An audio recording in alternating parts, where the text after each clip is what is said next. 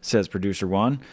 And she says, peace, because producer one is out the door now. We are getting ready for our move, as you can see. So we had the option to either clear this table and make it look like everything's all sorted and organized here about 8 days before our move, 9 days before our move to Tallahassee. We decided to keep everything. So we got the moving boxes.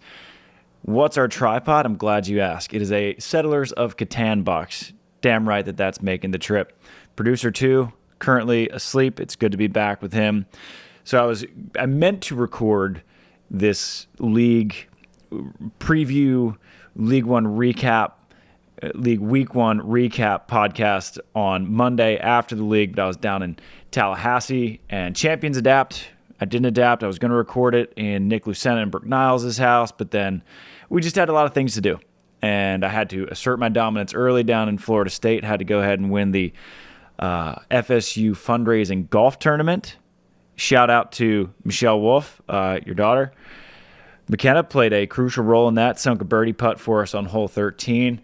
Tied at 19 under. We won in a double playoff. And shout out to Q for putting the squad together. Big win for the boys. And so I'm headed back. This will be our penultimate podcast in our Bayview studios. So this will be the second to last time you see that. And then I'm sure that we actually have a 3-bedroom place that we're going to for the same exact price that we have this postage stamp in California down in Tallahassee. So we'll have a little SANDCAST studio in our house there. So I don't know what the Tallahassee studio is going to look like, but rest assured, we'll have one. But for now, I want to get on to the AVP League. The inaugural week of the AVP League is finished to no one's surprise. The New York Nitro, that is Taylor Crabb and Taylor Sander, and Kelly Cheng and Sara Hughes. They are 4-0. And a quick recap of everyone else. The San Diego Smash, that is Gina Urango and Tony Rodriguez, partnered with Chase Budinger and Miles Evans. They went 2-2. The Brooklyn Blaze, that is Therese Cannon and Megan Kraft, partnered with Sean Cook and Cody Caldwell. They are 1-3. And then the LA Launch, my girls, Betsy Flint and Julia Scholes. They had 1 win, 1 loss. And then their male counterparts, Troy Field and Tim Baumgren, they are a combined 1-3. This weekend upcoming is in Miami. You have the Dallas Dream, which is Andy Benish, Miles Pertain. They are with Kylie DeBerg and Haley Harward. The Austin Aces are Kristen Nuss, Taryn Cloth, and Paul Lotman, Billy Allen, Team Coach Dad. I like Team Coach Dad better than the Austin Aces, but they didn't ask me for team names. Palm Beach Passion, that is Phil Dahlhauser and Avery Drost, partnered with, goodness, Melissa Humana Paredes and Brandy Wilkerson, and then the Miami Mayhem, Trevor Crabb and Theo Bruner with the recently married Alex Kleiman and the recently married April Ross. Congratulations to them on their nuptials. So I wanted to record this podcast before the league actually started, but as I mentioned, I was in Tallahassee, and then I wanted to record the recap on Monday, but stuff happens, life happens, and so here we are. And so I just wanted to address a lot of the questions, and there are many of them, about the AVP League. 1, how were the teams assigned? Because anyone who pays attention to beach volleyball and can do just basic accounting of finishes and talent would look at the New York Nitro and wonder, how in the world did the New York Nitro get Taylor Crabb and Taylor Sander, who had the best AVP season? They won Huntington, they made the finals of Chicago, and they took a 3rd in Manhattan Beach, I believe. How did they end up with the world champions, Kelly Cheng and Sara Hughes? So I asked Bobby Corvino, really like him. He's the CEO, and Josh Glazebrook. And Bobby says teams were drafted through a lottery system. So there was no draft. So the AVP commissioner, I would assume that was just sort of the AVP leadership, which is Bobby and Josh Glazebrook. There was no draft. The AVP assigned these teams to their respective cities through a lottery system. We designed an algorithm to make the teams as fair as possible while still leaving some up to chance.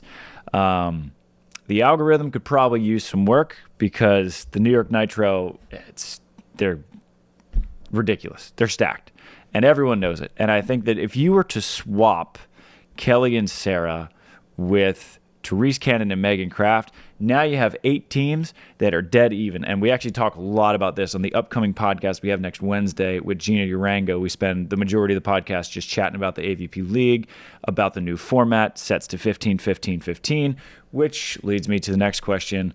Why change the format of sets to 15, 15, 15? I chatted with Bobby about that at AVP Chicago, and Bobby said the first thing he said was that it makes it much easier to schedule for TV time slots. So if the AVP were to buy a time slot from NBC or ESPN Plus or something of that nature, you guarantee it's going to fit into an hour. Or ION, which televised the Manhattan Beach Open Finals, guaranteed to fit into an hour.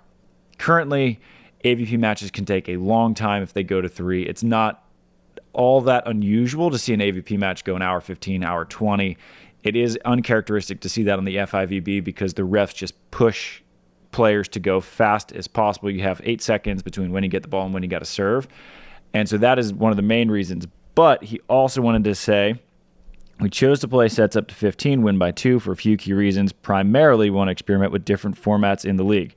This structure ensures that every point counts, leading to short, intense matches where athletes can stay fresh and perform at their best. So if that was the goal, goal's accomplished. And I had a moment at the Hermosa Open where I was actually laughing to myself because I just talked to Bobby about that in Chicago. Then the next weekend, here I am playing in Hermosa. Me and Andy Benish, we win the first set against Theo Brunner and Sam Schachter in our 9th place match. And then we're down maybe 15-9. And of course, I'm playing with Andy. So I'm getting served every ball, and I haven't practiced in more than a year. And so I'm starting to get gassed. And so I just told Andy, I'm done with this set. I'm playing for the third, and I'm just mailing it in. I'm saving my legs for the third set, and it was just really boring, terrible volleyball. Get aced on the last point on purpose. I just passed it straight under the net and just walked to go to the coin flip, and that's Bobby's nightmare happening.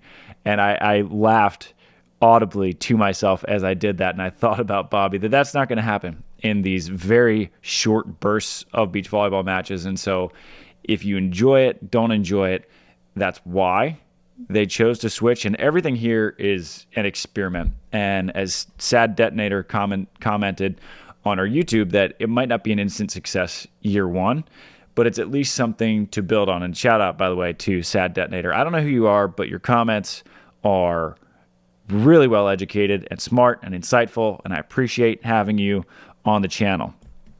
So that is why the teams were assigned the way they were. Algorithm needs work, boys. That's why we have sets to 15. Next on the card, what are the stakes? So everyone is wondering, what are these guys playing for? First of all, every player who made the league guaranteed $20K. You get $5K per stop, and you play 4 stops. So the top 4 teams, top 4 cities at the end of the regular season. So the points are a combined between men's and women's, which is why you have sort of a collaborative, camaraderie-based atmosphere. You could see Taylor Crabb, Taylor Sander. They're rooting on Kelly Cheng and Sara Hughes because their fate is in many ways decided by how Kelly and Sara play, or Gina and Tony. They're going to root on Chase and Miles and vice versa because it is collaborative. It is a cumulative point system. And so Troy Field was very appreciative that Betsy and Julia pulled out a win because Troy and Tim went 0 for 2 at the UCLA Tennis Center. The top 4 teams at the end of the regular season. Number 1 will get $50,000. That is split between the 4 players on the team. The second place team at the end of the regular season, that is based on pure wins and losses.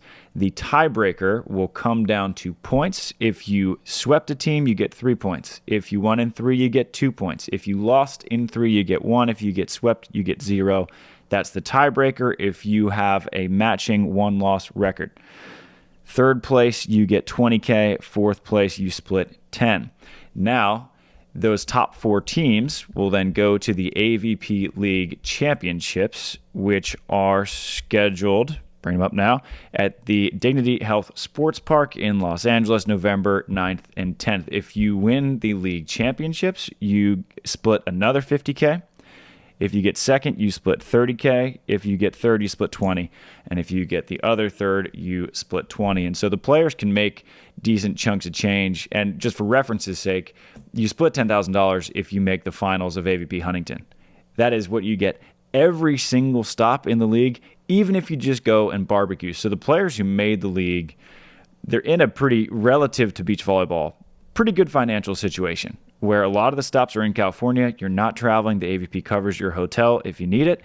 And it's just straight cash, homie, as the great Randy Moss would say. So those are the stakes. Next frequently asked question that I have on the card.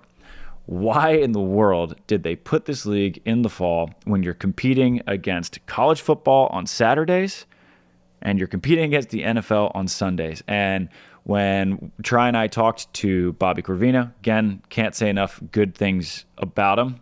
I think he is a good man for the job, and I think what he's trying to do is risky, and I love it. And he acknowledged that there's going to be things that go wrong, and they might fall on their face this first year, but they're going to keep on building, and it's not going to be perfect. What he said is that it's not ideal competing in the fall with baseball playoffs coming up, with the aforementioned football, with NBA that'll come up later in the fall, and the idea is to move the league into the summer. But they're doing it this fall so they can get the league off the ground. They can get fans educated on what it is, what the concept is, so that when it goes eventually, ideally goes into the spring and summer and early fall months in 2025, 26, 27 moving forward, that all of the kinks will be worked out by then. So that is why it's in the fall. It's not perfect, and it is tough, and you could see that the attendance at the UCLA Tennis Center was abysmal. Maybe 200 people in the stands throughout the night, and they're going to be battling with that all season. Now, that said, I am very bullish on the Texas stops. I think that the fans there are hungry and thirsty for some beach volleyball. I'm bullish on those stops. I think it's tough to get people to pay $40 to $60 for a ticket, especially when it sets to 15, especially because there's this culture of free stuff in beach volleyball. And I've gone back and forth whether to charge for tickets, whether not to charge for tickets. And I think that one of the most enlightening sports business lessons I've learned came from the documentary that Paul Rabel did when he founded the Premier Lacrosse League, the PLL. So Rabel, for reference's sake, the documentary is called The Birth of a Sport. And Rabel, he's basically the Michael Jordan, the Kerry Walsh, the Federer, the Djokovic, whatever you want to call it, of lacrosse. And he didn't like the way that Major League Lacrosse was running things, and so he started the PLL as a rival to eventually overtake the MLL, which he did. He bought it for $1 million after just a couple years running the PLL. But he said the four biggest revenue streams in professional sports for him was, number one is TV deal, which currently the AVP does not have one. Bally's still, to my understanding, has a lot of the rights to the TV, which is why we're seeing it on Bally's, which isn't a great streaming service, but the AVP was wisely put up the replays on YouTube. So TV deals, number one. Number two, sponsorships and advertising. Number three is merchandise. And number four, source of revenue, is ticket sales. But what he said was super interesting is that the fourth, those ticket sales, are actually conversely and counterintuitively the most important, because when you have a packed stadium, even if you don't sell tickets, if you just give them away for free and you pack it in, that makes it look better on TV. And that from there, the trickle down goes. The more people you get into the stands, the more merch you're going to sell. The more people you have in the stands, the better it looks. The more eyeballs that seem to be on the product, the better your sponsorship and advertising go. I thought it was really enlightening. I highly recommend that you watch it. So I don't know what we can do to get more fans in the stands at these AVP League stops, but that's going to be very important to getting a TV deal, be it with Ion or VBTV or whatever it may be, and that leads to additional dollars. So again, Texas, LJ Luciano, relying on you. I'm bullish on Austin, bullish on Dallas. Not sure how the rest of the stops are going to go, especially in the fall. Like I said, even I was barely tuning in to the league when I was down in Florida. I was watching Georgia versus Kentucky as opposed to the league. I was sort of flipping back and forth a little bit. Tough to compete with football, but I think once this is in the summer, which I think is beach volleyball season, which is great because you are competing against nothing, that's when I think that the league can take off. So that is why it is currently in the fall. They understand that there's a lot of competition. I don't believe the AVP plans on overtaking football, college football on Saturdays and NFL on Sundays. No one is that dumb to challenge that. Now, we put up a poll on the SANDCAST YouTube channel asking what people thought. The vast majority of it voted just kind of meh. Still unsure of what to make of it. And I thought this was a really smart comment from Really Though 99. Most of us who are voting meh want it to be good. We're just unsure. And I think that that's a fair point and a good one to make, is that, and I don't think anybody is really totally sure. What was fun for me to see is that, one, all the players I talked to who competed at the UCLA Tennis Center, they thought it was really fun. And we have Gina coming on the podcast on Wednesday, and she said that the new format is kind of fascinating and all the players are learning how to do it. Taylor Crabb enjoyed it. Rich Lamborn, who was commentating and then doing little side interviews, he thought it was a good product. Kevin Burnett enjoyed it. He's commentating as well. I like the team of Rich, Cameron Irwin, and Kevin Barnett. I think they do a nice job. They make it fun, easy to listen to. Sean Cook, he loved it. Taylor loved it. And so it's just, I think the players are trying, they believe in it, is what I'm saying. Now, there's a lot of downsides to it because there's so much young, up-and-coming talent who are just sitting on the bench, where Evan Corey is literally sitting on the bench. He's a reserve. And again, you make some decent money as a reserve. You get $2,000 per stop that you go to, which isn't bad, just to go and hang out. Savvy Simo, Evan's girlfriend, she gets to do the same. But where my heart sort of breaks is for the young players, the Deanna Crafts and Lexi Dennebergs, the Jaden Whitmarshes and Devin Newberries, the Wyatt Harrisons, all these young players who, there's only 3 AVP stops this season. You don't make the league. And I think that that's going to be something to solve for moving forward. And I don't have the answers. That's why I'm doing a podcast and not running a professional sports league. But I think that's one of the biggest things that I'm looking for, that I hope gets fixed and shored up and atoned for, because especially, I'm down here at Florida State and I want these girls to have something to do after they graduate from Florida State. I want the USC, the UCLA players, the Florida States, the LSUs, the TCUs, the GCUs. I don't want all these players to have to go international to play professional. I hope that there's a way to expand the league to get more players into it, or there's a way to get more traditional tournaments back on the schedule. It was fun seeing Hermosa back on the schedule, very sustainable format. The cost for the whole event was $210,000, which at some beaches that is less than the cost of just the permit to run it. And that's one of the reasons that going to the UCLA Tennis Center, for example, might actually be more cost efficient than going on an actual beach, which some of them can charge, their permits are 6 figures. And so it's hard. It's a lot harder to run a sustainable professional sports league than many people give it credit for, and which is why I give credit to the AVP and Bobby for at least trying something new and understanding that it's not going to be perfect year 1. It probably won't be perfect year 2, probably won't ever be perfect. You see it across all the sports. The NFL still isn't perfect, although they got some money coming in. But those are my thoughts on the AVP League. This week is coming up in Miami. Again, I'm going to try to do weekly recaps. Now I start making the move to Tallahassee Friday the 27th. And so my schedule is going to be a little bit jumbled. And then my focus, priority 1 after Delaney and Austin, producers 1 and 2, will be the Florida State beach volleyball team and trying to bring a national championship back there. And so the podcast is priority 2, well, priority 3. Family, Florida State beach volleyball, podcast, commentating, and just other media beach volleyball things. So let me know in the comments any questions you have. I want to help answer as many as those. I want to point as many fans to the league and have them support the players as much as possible. And so we're going to keep packing up this mess. Producer 2, thank you so much for staying asleep. Producer 1, thank you for getting us move ready as we can. So that'll do it for the first of the AVP League podcasts. Go Noles. Shoots.